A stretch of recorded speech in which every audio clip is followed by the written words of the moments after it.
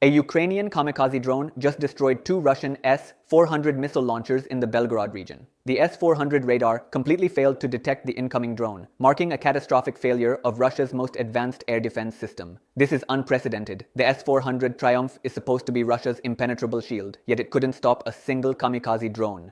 The strike happened on December 14, 2025, near the village of Rivka, when Ukrainian operators from the 15th Separate Artillery Reconnaissance Brigade, Chorny Lis, launched their attack. Footage released by the brigade shows the devastating moment when the drone slammed into the 5P-85SM-2-01 launcher, causing a massive explosion that destroyed four 48N6DM surface-to-air missiles stored in transport launch containers. A second launcher was heavily damaged. What's shocking is the radar failure. The S-400's 91N6E Big Bird radar, capable of detecting targets up to 600 kilometers away, somehow missed the slow-moving drone. Open-source intelligence researcher at Moklasin analyzed the footage and confirmed the strike near Verkhny Olshanets, just 50 kilometers from the Ukrainian border.